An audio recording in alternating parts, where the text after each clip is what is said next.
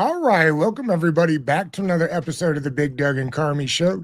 You one-stop shop for all things Commanders. If you're on YouTube watching this, make sure you subscribe, hit the notification bell so that you never miss an episode like this one where I reformed Voltron and brought Derek Brown and Thor Nystrom back together. Who else does it but me? Here we are. Fellas, what is happening? Man, very excited to be here, Doug. We're on Adam Thielen trade day, and I get to be sitting next to my buddy Debro. It's good times, and of course you, Doug. It's great to see you. Thank you. Bro, we'd be talking about the Thielen trade. We'd be talking about this on the phone. So the fact that we're doing this here with Doug is it's just kudos, baby. I'm loving it. We're loving life today, man. I'm loving it. Thank you for having us. Absolutely. Or well, me. I guess I'll speak for both of us, you know? Please do. We'll get the deal. And obviously, Debro and I were talking just before we hopped on here about the actual Terry McLaurin deal, which is interesting. You know, yesterday I posted, well, let's wait for the real money, which is what we all should be waiting for anytime these deals drop. Today, I tweeted, the team was very nice in allowing the agent to take a win yesterday because the contract today basically shows it's a 2-year deal, and after that they're allowed to go 1-for-1 with no guaranteed money left. A win for Adam Peters. Listen, a win for Terry McLaurin. He gets $44 million guaranteed, 30 at signing. Not exactly the DK money he was hoping for. I wanted to kind of start there, fellas, before we get to the fantasy. The wide receiver market boomed so big a couple of years ago, and we get these buckets that we put guys in, and I think some of those mid-tier guys think they're closer to the top-tier bucket, and it's made it hard for talent evaluators, general managers to figure out what that actual money is. Thor, how do they fix it? It's like trying to get the toothpaste back in. I think Peters did a really good job of that with Terry because they wanted big money, and he got about what they wanted to give him, which was $29 a year. Yeah, it seems like that one turned out to be a win-win. The first 2 years, what's the take home at 60? I'm guessing low to mid 60s. Nah, it's like 30 at signing and 44 over the first 2 guaranteed. Okay. Mm-hmm. Yeah. Well, yeah. And you know, good that they came to a resolution, but yeah, to your point, we know that good quarterback play and good schemes make receivers look better. You're not going on a limb by saying that. So, you know, McLaurin gets into a better situation, then he wants to get paid right away. I think they were able to meet in the middle. So that's fair. But yeah, it is the cap dynamics are what make roster construction in the NFL so interesting, and good for them for at least coming to a resolution on that before the season. We'll give you a couple of minutes to tell us about Adam Thielen being back into Minnesota. What does it mean for Minnesota? And Derek, when he's done there, I guess, what does that mean there for Carolina is the other part of that trade aspect? Go ahead, Thor. Well, exciting times are you know around here with regards to that. This was a trade that the Vikings worked on for a week or so, and there was times in there where I thought this is absolutely going to happen. There was times in there where I was like, is this thing dead? Carolina was holding to a higher price point, and you know and Minnesota was at a lower one. They ultimately sort of met in the middle, and there was 4 picks that were swapped in that. If you run the math on it, it's essentially somewhere between a late 4th and an early 5th of total draft equity that Minnesota is relinquishing here to get Adam Thielen. That's fair. Minnesota was in a desperate situation. You don't have a starter across from Justin Jefferson in week 1 prior to this trade because Speedy Naylor, it looks like he's going to be out. He jammed his hand, hasn't caught anything in camp anyway. Speedy Naylor had an absolutely terrible camp. Then he gets injured. You have Jordan Addison suspended the first 3 games. Obviously, Rondale Moore is out for the year. Ty Felton is not ready to play. Tim Jones was just signed for special teams. So you were in absolutely desperate straits, and it's a perfect fit. It's not just that it's a homecoming and it's what Thielen wanted, but it's also, you know, of course, the perfect fit. You have a guy that knows the offense who was working out with McCarthy in Minnesota 1 month ago. He came, Bryce Young did too, but Thielen came up here. He brought a couple of his teammates, his former teammates, and they were working out on the field. Thielen had a lot of nice things to say about McCarthy. Seems like they're going to be able to hit the ground running as far as their rapport and Thielen knowing the playbook. And Thielen, like the first 3 games, you're going to get starter snaps, you know, again, across from Justin Jefferson. After that, when Addison comes back, you're going to assume the wide receiver 3 role. Vikings play 12 personnel, roughly 50% of the snaps. So I think it naturally sort of cuts down Thielen's snaps. a 35-year-old. He's 2 years older than any other receiver in the NFL. And I think it's more than 2 years than the next oldest receiver in the NFL. So you're able to sort of artificially cut down his snaps after that. Hopefully you get him for the entire season. And then, Derek, what does that do for Tet down in Carolina? I think people are going to falsely raise his ADP in fantasy circles. I mean, for me, Tetairoa McMillan was always him. This does nothing to change my outlook on Tetairoa McMillan because I was always like, he is going to be the number one.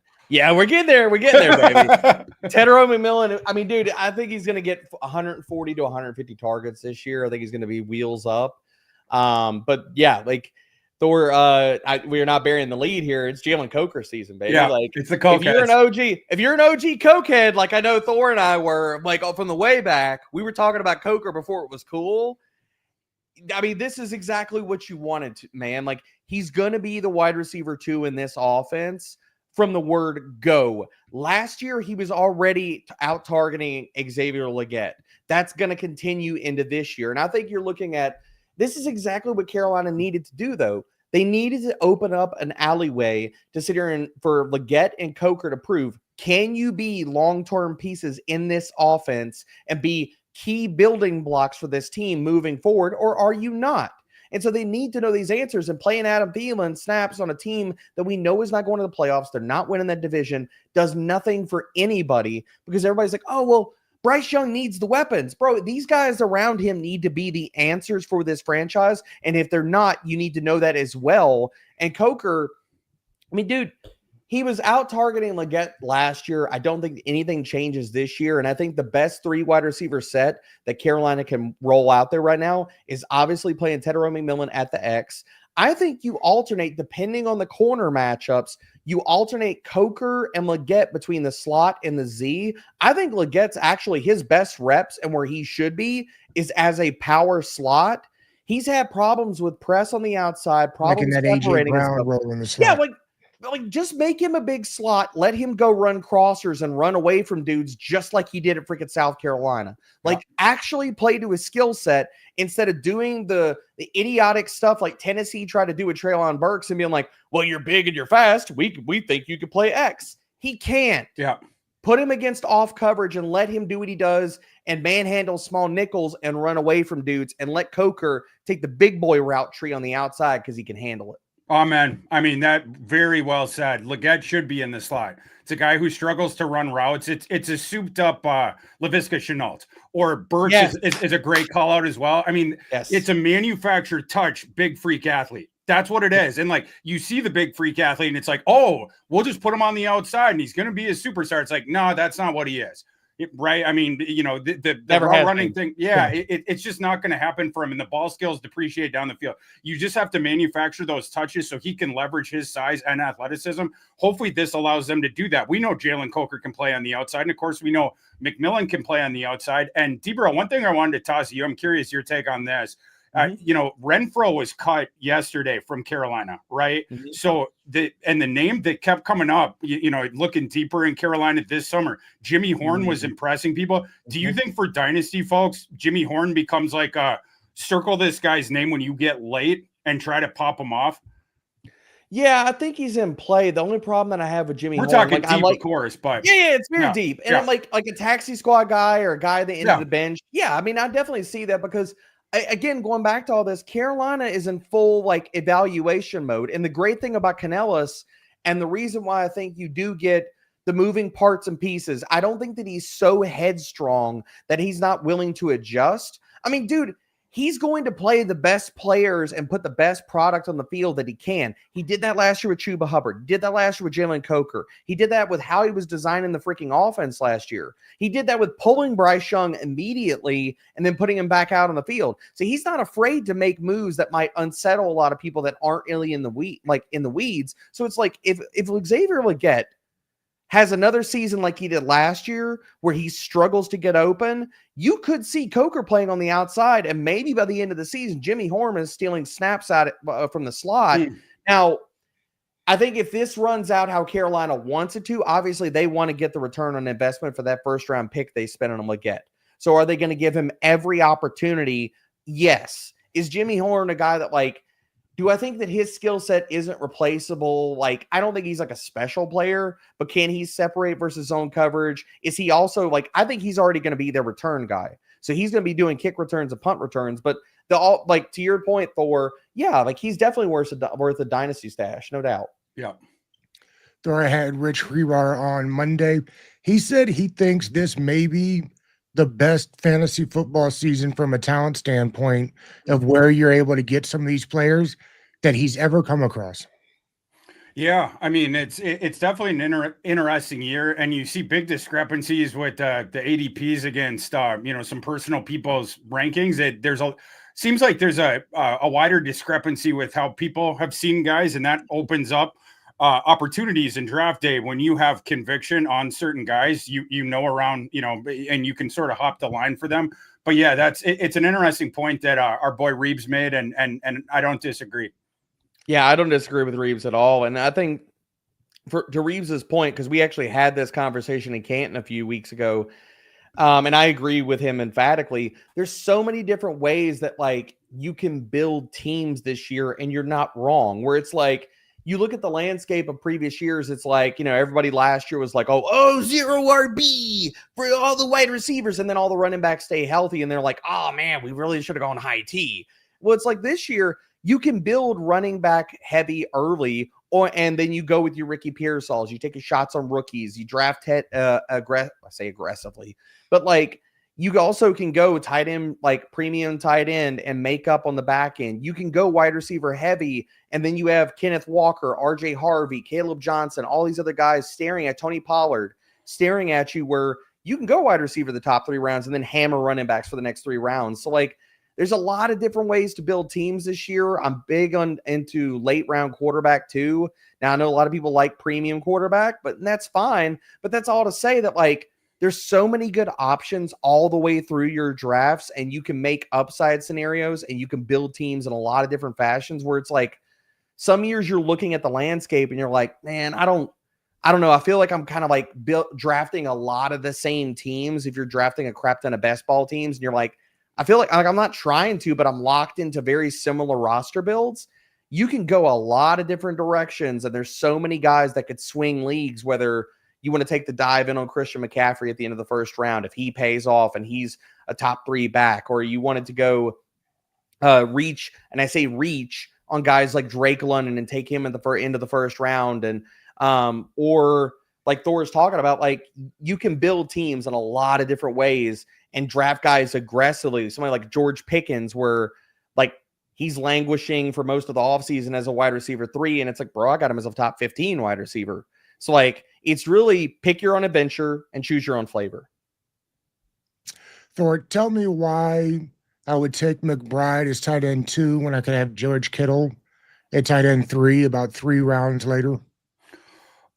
I don't take tight ends early this season. The guy that I want, and even the Kittle, I would go. Hawkinson is what 6 or 7 or something. Yeah.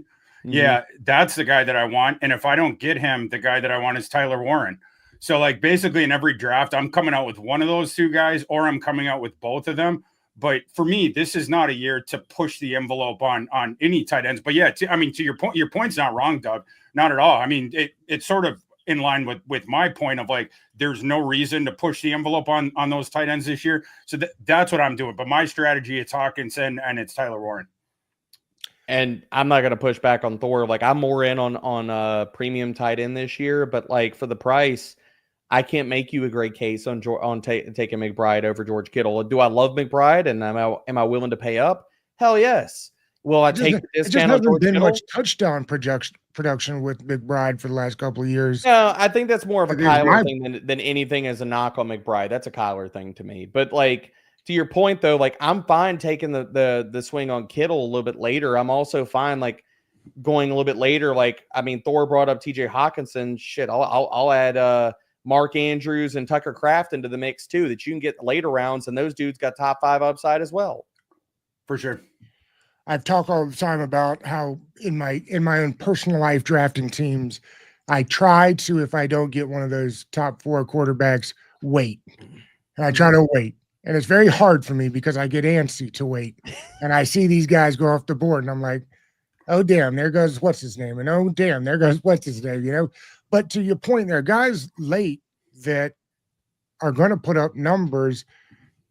You tell people that are telling new drafters to stay away from quarterback, I think is even harder. And that's one of the things we're trying to do this week is set people up for their home leagues that maybe aren't spending the kind of time that you and I are deep diving into these things. When those people say, oh man, I've got to have, Josh Allen, or oh man, I've got to have Lamar, you tell those folks what?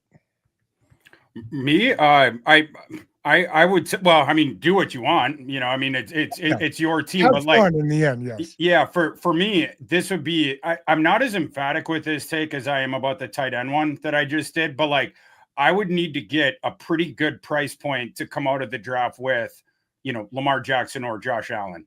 That's just what it is. I'm not going above what their ADP is on either of those guys. If they fall a bit beneath that, and I happen to be sitting there, I'll do it. But I would rather use my early picks, running backs, wide receivers this year. I want to load up on those two positions because at quarterback and tight end, there's guys that I like later that I think are steals at their current ADPs. Two of them I toss out for quarterback, and everyone knows the first name I'm going to throw. Let's go, Mr. JJ McCarthy. Yes, who is still being criminally underdrafted. I mean, like before it was like coming out of the season, he was in Debro, the mid 20s for QBs, late 20s, and then it's sort of slowly come up. Then it was late teens, and now we're in mid teens. Is that where we're at?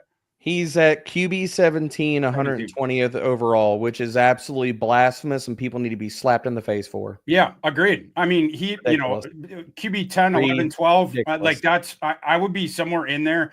Debro can go into it a little bit more, but like Kevin O'Connell's never not had a 4,000-yard passer. He's also never had a quarterback who has the legs that McCarthy does. And you're going to see them used around the goal line. That's not a theory of mine. I've been at practice watching them do their goal line stuff. They're doing all kinds of misdirection stuff. It's like you have him and Mason back in shotgun. They'll give a look to the defense, Like I'm talking inside the 6-yard line, whatever. And then they'll give the same look. Now we pull it and McCarthy's going around the right. And he's got the option to throw, or he's got the option to tuck it and run. You will see more rushing touchdowns out of Viking quarterbacks this year than you have in the past. So McCarthy's still a big time value there. Like I said, Debro is with me on that, 5, 6, 7 spots ahead, in the quarterback rankings is probably where he should be. The other guy that I personally like, Debro, I'm curious, your take, and Doug, your take on this. The other one I like is Trevor Lawrence. And this is a vote for Liam Cohen. Liam Cohen made Will Levis look like a student of quarterback play back at Kentucky. I promise you. I mean, I know it sounds crazy, but go back and watch Will Levis' second to last year at Kentucky. That was Liam Cohen. And then you go year after year. The play designs are just so smart. The sequencing, the making game plans opponent specific week in and week out. He's just so dang smart. And so now Trevor Lawrence, you go into that thing. Liam Cohen, I was told in the pre-draft process, this guy wants to use his first-round pick on an offensive difference maker. Idiot me thought that meant, they're going to take Ashton Genty. No, they had bigger plans in mind. They go and they trade for Travis Hunter, who everybody thought was going to be primarily a cornerback. Maybe you moonlight on at receiver. But Cohen's going to flip that thing, as he has already stated. He wants 80% for Travis Hunter out there. Now you got Hunter, you got Brian Thomas. They swapped out some of the other weapons. They at least have a deep running back room, so you have a mix and match thing. Liam Cohen, that is a fit for him as well. So I like Trevor Lawrence as well. I think he's a big time value at his current price point. Bigger bump for Jacksonville offensive players to get Liam Cohen, or a bigger loss for the Buccaneer offensive players to lose Liam Cohen? Bigger bump for Jacksonville for me. I would agree with that. I would agree because we've seen that thing last game. There was just something stinky about that. And of course, there was health issues there as well. But but it was also Doug Peterson and offense. His melted vanilla ice cream too. I mean, like it was terrible. Yeah. Does the same thing apply with the Bears and the Lions? I'm curious Debro's take on this. I don't like the fit of Ben Johnson and Caleb Williams. I don't either. Ben Johnson, a guy that wants you to run the meticulous play calls that he draws out, and Caleb Williams likes to wait until after 3 seconds after the snap and start dancing around and have his receivers break off routes. Caleb Williams probably needs a good play caller less than anyone because, again, he doesn't really listen to the he's not going to read the script as you write it, right? He wants to ad lib. He wants to be Larry David out there, right? I mean, that's what it is. It's curb your enthusiasm when Caleb Williams takes the field. I think there's going to be a lot of frustration there, and I think it's going to end up playing people down. So I'm not bullish on that one. And then I think losing Ben Johnson, I think that deeply hurts Detroit's offense as well. So I pull guys down, on both sides of that one.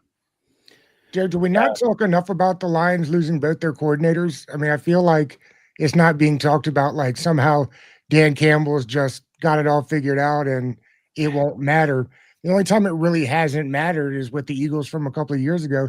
And even then it took them a second to get things back to normal. Like, it just feels like nobody realizes that they've got a whole new staff there. No, I mean, I don't disagree with that a ton. But the reason I'm higher on that is because I also feel like talking about things getting lost in the sauce. I feel like it very much gets buried in the mentality and the bravado of Dan Campbell, and he's the rub some dirt on it, rah, rah, rah, bite kneecaps kind of guy that everybody automatically associates that with he is a defensive-minded head coach. He's not. He comes from an offensive background. The guy played freaking tight end. He came from Sean Payton's system.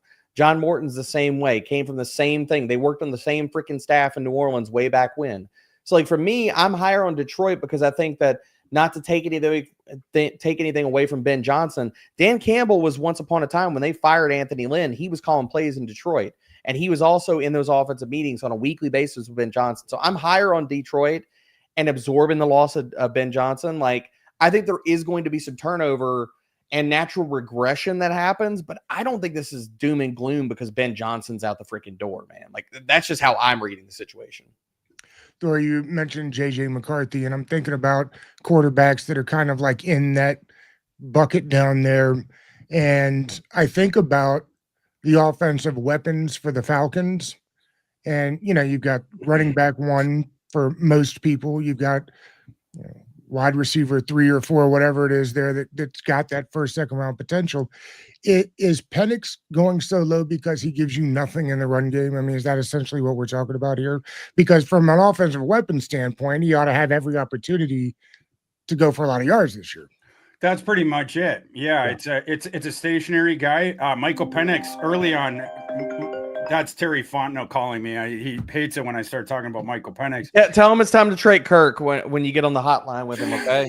Well, yeah. Is he still demanding a high pick for Kirk Cousins and that the trading team take all the contract from? It's like, no, Terry, that's your mistake. And if you want too much draft pick compensation, you're going to get to see it through to the end. But anyway, it's Michael Penix early in his career at Indiana was actually a dual threat quarterback. People remember they shocked Penn State where Michael Penix reached that ball out over the goal line. You saw him running around a lot more earlier in his career, but he had the 4 straight season-ending injuries that ended his seasons at Indiana. Then he transfers to Washington, reunites with DeBoer, and obviously was awesome there. But the difference, the Washington time and the Indiana time, Washington now you're confined to the pocket. We're keeping you in here. We want to keep you healthy. And Michael Penix also, it's a guy who has pretty good throwing mechanics when he is stationary. Yeah. When he's not moving, like I think of that guy like a sniper with a tripod, but the tripod has to be perfectly set up. You move it the shot's going a different way. So that's why that guy's accuracy depreciates on the move as well. But yeah, Doug, you're not getting any like rushing sort of statistics out of Michael Penix that you can bake in there. So that's one of the issues. Derek, what happens if Matthew Stafford doesn't play much this year?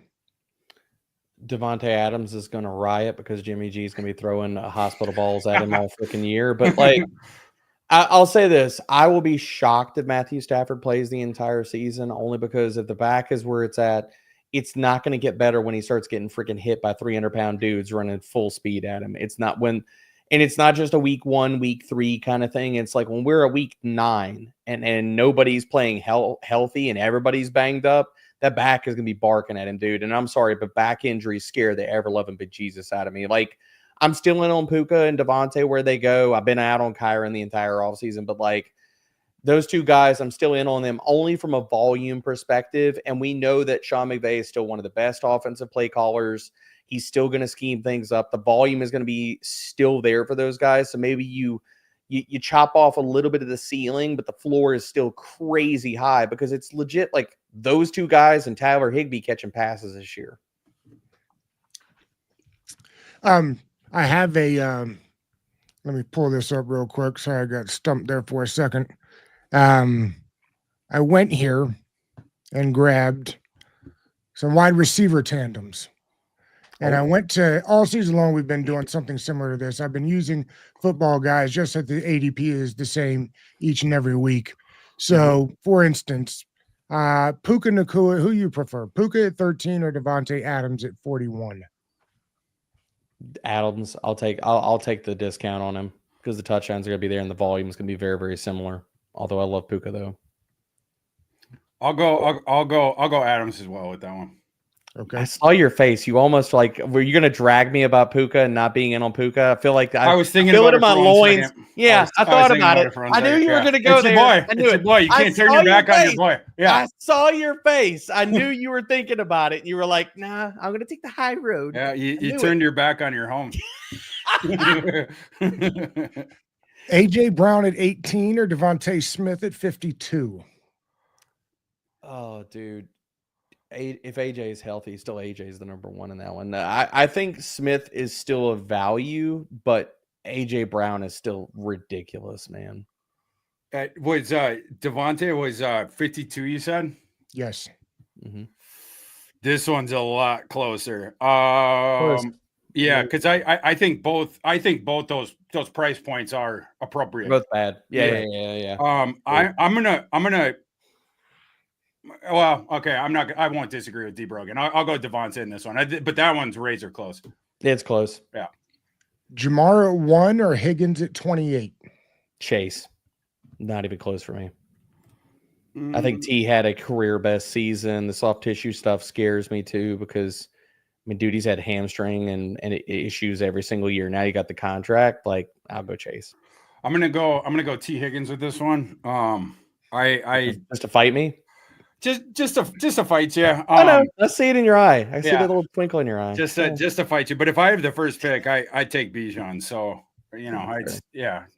It's fair. That's where you're at the one overall is Bijan this year. I'm still Chase the one, but like, dude, depending on the league, it all depends on the league. Like, I mean, sure. I have Chase and Bijan in a tier by themselves. Tyreek at 29 or Waddle at 67? Jesus, I'm not drafting Tyreek Hill. I'll make this easy. I'm not. Like when they start out 1-5 and he goes full AB and he rips his shirt off and he says "screw all y'all" as he walks out. No, I'm not drafting Tyreek Hill. If it burns me, it burns me. It's Jalen Waddle and it's hell no on Tyreek Hill. This one is definitely Jalen Waddle, and Jalen Waddle and Tyreek should probably be real close to each other in rankings. I have Waddle over Hill. Oh, do you? Yes, I have Waddle ranked over Hill. Congratulations, yes. I definitely like that. But yeah, at the cheaper price point, Waddle for sure. Those guys should, like I said, should be right next to each other. My pro Waddle argument is how the reaction of everybody, like Jonnu Smith getting out of there, the reaction of everybody is Devon Achane's going to catch so many more balls. Bro, he caught like almost 90 last year. What do you think he's catching 120? Come on. Yeah. The way that I'm looking in that offense is I think the targets flip. I think Jalen Waddle is the number one option in that offense. I think there's a run out where we could get rookie season Jalen Waddle back in this offense where he is the underneath low A dot guy and Waddle goes back to like being 100 reception guy in this offense. We're going to see a lot more Washington in that offense this year, you think? I mean, I hope so. We should. I mean, what are we going to see? A lot of Darren Waller and Tanner Connor, as much as I love Connor for my dynasty squads? No. I think it's going to be Malik. Terry at 43 or Debo at 78? I do not want to draft Debo. It's Terry. Really? Say that one more time, Doug. Terry at 30. Terry's at 43 and Debo's at 78. I'm going to go with Terry. Debo, I don't know about the fit there. Doug, I'm sort of curious your take on that, but the manufactured touch guy, and you have the quarterback whose prerogative is to push the ball down the field or run. So I know they do it to kind of help out Daniels, but I'm sort of curious because it in the way that my mind thinks that Daniels' game, it's not the cleanest fit there, but I'm sort of curious what you think about that match. Well, it's interesting, and I'd be interesting to hear, in a vacuum, what Adam Peters was thinking and what Cliff Kingsbury were thinking. Mm-hmm. My understanding was, and correct me if you guys have heard different, that one of the things Debo wanted out of San Francisco was he didn't want to be gadget guy anymore. He wanted to be wide receiver guy. Hmm. And maybe this is just because Terry was gone, but they did nothing but ran routes with him in training camp. And it was interesting to see him running the routes. I think it's going to be less gadget guy with him. I mean, I think he's still going to, think of all the Diami Brown and Terry screens last year. You're still going to get all those. I think Debo is better in that. But like we were talking about earlier with some of these big guys that you can get into the slant game, I think they're going to let him run way more routes in Washington than he ever did in San Francisco. So I do think there's a lane for him to be more productive that way. It'll also be interesting to see how many of those kind of snaps Jalen Lane end up taking by the time we get to the end of the year, because I think they see a big role for him in the slot too. I mean, what you can tell they did was they wanted speed, and more speed to get better and more explosive plays in that offense. Now, I don't know that Debo's the fastest guy, but you talk about a guy that's led the league in yak. I think every year he's been in the league. That's what they were sorely missing last year, was like, if Jaden didn't drop it in the bucket, they weren't getting any extra yards. Like, think about Zach Ertz is not getting you extra yards. Terry McLaurin can get you extra yards, but they were throwing the ball on guys last year. Diami didn't get started till the very end of the year. So it'll be interesting to see his usage. I personally think I kind of like Debo at price point. See, I'm just out on Debo only because of health. Like the manner and the way that he his playing style. He's down to like 215. No, I mean, I think that he's in shape. I just don't know at this juncture of his career, after all the hits he's taken to this point in his career and his play style, I don't know if he could stay healthy for the entirety of a season and not be banged up. I mean, we've seen that over numerous seasons. The big thing about Debo, I do agree that they're going to use him a ton in the screen game, just like they did last year with numerous wide receivers. So I think the thing with Debo is, can they use him in more traditional ways versus zone coverage? Yes. But when you get to man coverage, he ain't sitting here winning versus press. So they're going to either have to do rub routes, they're going to have to use bunch formations, they're going to have to use jet motion, they're going to have to get him off of somebody, because man and press, Terry's the only guy on that team, unless they want to use Luke McCaffrey, which, bro, I get all the steam about Jalen Lane. I get all the steam about Jalen Lane. The fact that they still haven't deployed Luke McCaffrey, and I'll even give a shout to Ben Sinnott, is still kind of crazy to me. Like, for all the things that the Commanders did this offseason, it's like, and everybody's like, oh, it's so great, they're doing so good. And I'm like, dude, like, outside of their draft class, like, Sanistra was good. They hit on some other guys, like two of the big pieces in that class with Sinnott and Luke McCaffrey. They're just like pretending like they didn't even draft the guys. It's been tough to get Ertz off the field and find a way to get Sinnott on. And when you're running 12 on there, you got maybe the best blocking tight end in the league in John Bates. So it's like, it has just been hard to find a way to get Sinnott on the field. I asked somebody the other day, like, at what point does Adam Peters start getting, frustrated and saying, hey, Cliffy, when can we try to get Sinnott some more snaps? It's just Ertz was so good down the stretch last year, and Jaden obviously has a rapport with him. It's been tough. I think it's probably another year until we actually see Ben Sinnott or Luke McCaffrey. I think you've got to wait a year on that one. I don't disagree about Sinnott, especially because the thing about that Ertz, like, is he explosive? No. Is he going to break tackles? No. Is he, for a rookie quarterback and a young quarterback, is he going to run routes, timing concepts? Is he going to be exactly where the hell he's supposed to be? Yes. And that's why he's playing. I mean, I say this all the time. Doesn't it remind you a bunch of the Cardinals with McBride, who we kind of talked about earlier? Yeah. They couldn't get him on the field because they couldn't get Ertz off the field. Literally, Ertz had to go down with an injury before they ever got him on. And who was the head coach? Cliff Kingsbury. So I mean, kind of a little interesting how that went. CeeDee Lamb at 6 or Pickens at 56? Pickens for me. I don't think that gap is going to be as wide as people think it's going to be. I think when you look at that passing attack, that's the NFC version of Chase and T. Higgins right there. Which number is Pickens at, Doug? Pickens is at 56. I think I got to go. I like the value on both those, honestly, but I think I got to go Pickens. That seems like a real legitimate value, and I'm not as big on Pickens as Debro or my coworkers at Fantasy Life are big Pickens guys. I'm not even, I think, as high as them, but like objectively, that is just a really good value in an offense that is just going to keep throwing. So I would go with Pickens.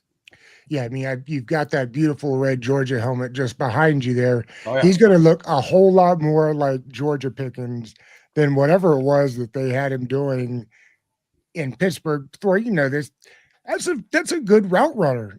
They just didn't ask him to run very many routes. Liberated offense. And liberated from an Arthur Smith offense. Liberated. Yeah. At Georgia, and Doug, I know you'll echo this. The thing I love so much was him going downfield and then bodying people, or the contortions he would make, the dive and catch it down the field. He's just really, really skilled at that. But to your point, that's a guy that can run a full route tree.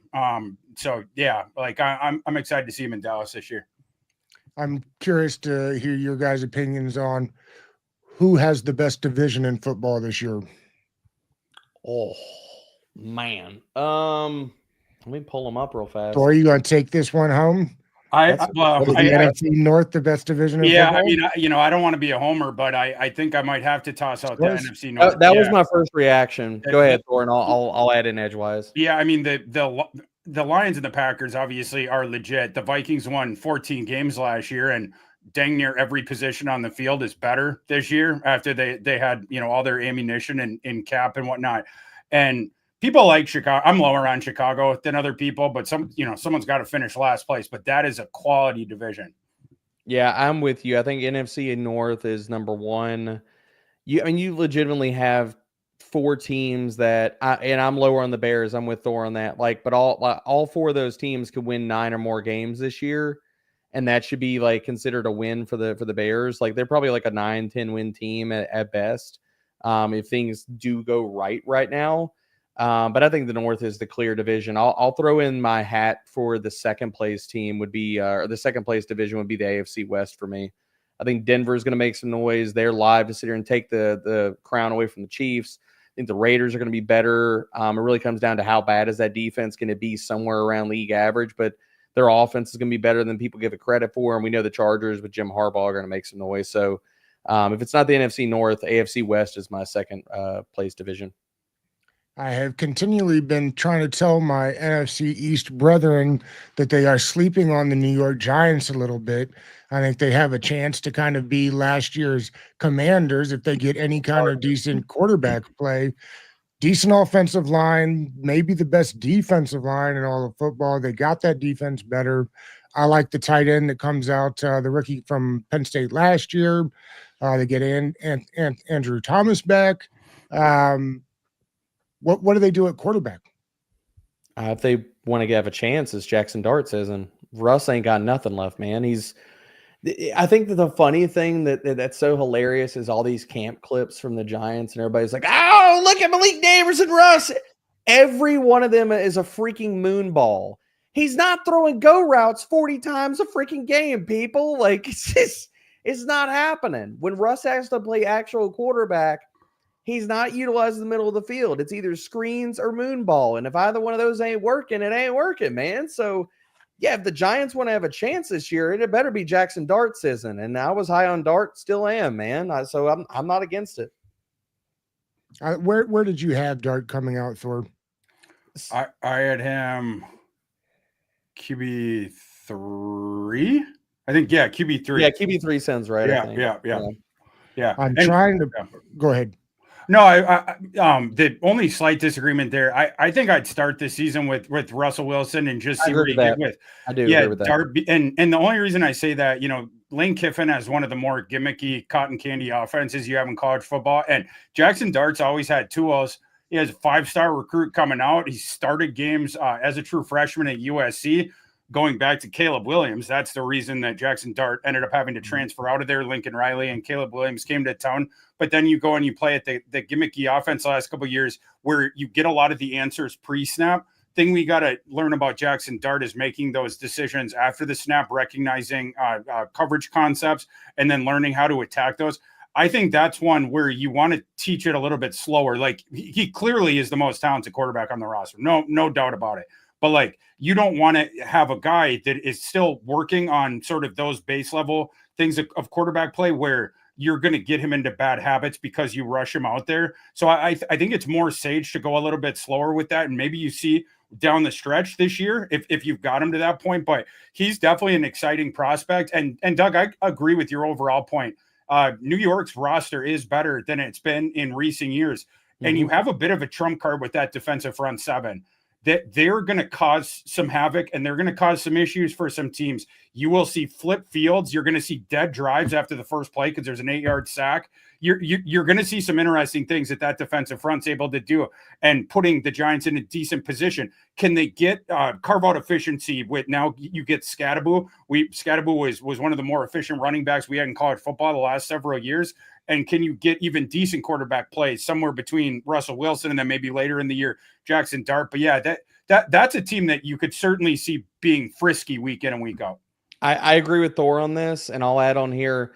I think it's not the Russell play that dictates when Dart starts. I think it's their offensive line play because they don't want to put him out there and he's getting absolutely just manhandled. The two spots in the schedule that make the most sense to me is either you start him, like week 9 against maybe it's a not great 49ers defense, or you wait until week 11 versus the Green Bay Packers and they don't have a damn cornerback that can cover anybody on their freaking roster.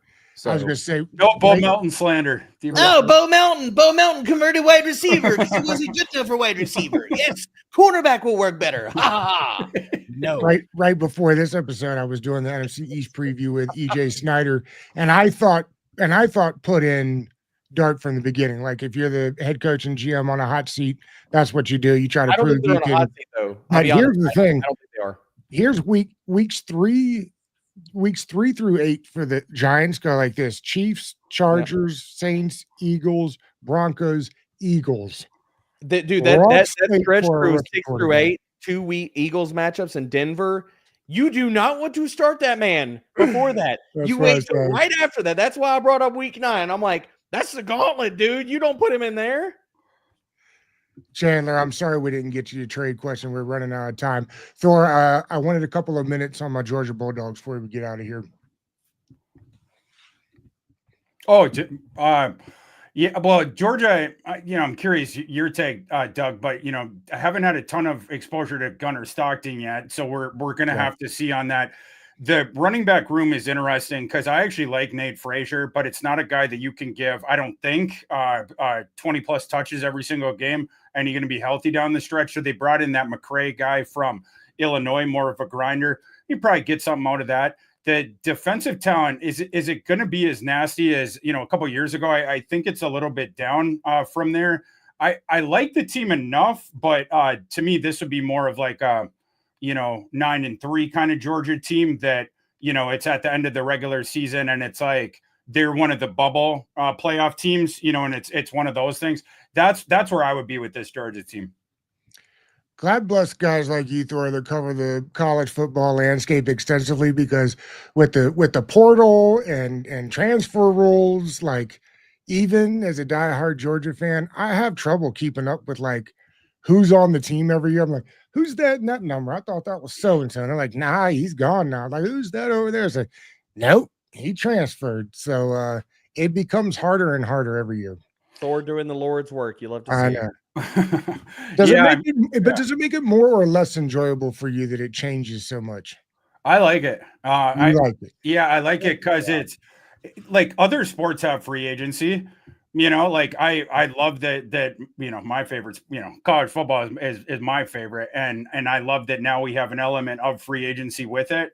They're trying to work on getting some rules around it, which would be great, but I like that the players get free movement. You're not stuck anymore where you first decide to go when you were 18 years old. You can now be compensated. And I also like the roster construction element of it from the college side, the team side, the program side. Like I like the thing where, you know, we've had this moribund program. We've had like 3 bad years in a row. We're going to roll the dice on this guy because we like the vision that he has set out, and he's going to entirely blow up the roster and bring in an entirely new roster. We have seen that work to great effect. Indiana last year with Cignetti, Deion Sanders, of course, at Colorado. There's a couple other examples. It can go the other way, but it's always interesting, the experiments, because now it's not just you change the system. In a lot of these cases, we're changing the roster, or at least part of it. So it's just interesting to see these guys sort of slap it together in the moment, and then what do we get on the field? To me, that makes it more interesting. You know, there's less sort of homeostasis year to year with it, so it just makes it interesting, and it makes the prognostication side of it in the summer, it makes it more challenging, but I think it makes it more rewarding, and it also, you know, this goes back to a point we were talking about before about how, you know, a circumstantial thing within the environment can potentially open up opportunities for people that see it a little bit different. And I think in college football handicapping in the summer, you also have sort of these divergent opinions on teams. And if you can sort of gauge it right with the team that they're actually going to have in the fall based on all the moving parts they had in their new roster, you can get enormous value against the Vegas number. And it's something you can attack early on in the season as well, as far as the point spreads go. So I really enjoy it. Spoils and the EV go to those who are willing to do the work. That's No all, doubt man. for it. Oh, It's man. weird. Good quality, bro. It's weird to see a guy like Jim Nagy, you know, be like a GM at a college. It's That's not cool, something too. you would have I ever love thought. it. No, I mean, Love it's awesome, but just so wild to see. Fellas, I know we're up on it. I could have done this for another hour. Thank you Yep. so much for making the time to come do these 2 of my favorites. I appreciate you, man. Feelings mutual, Doug. Appreciate you. Same. All right. Thanks, fellas. Be good. Take it easy.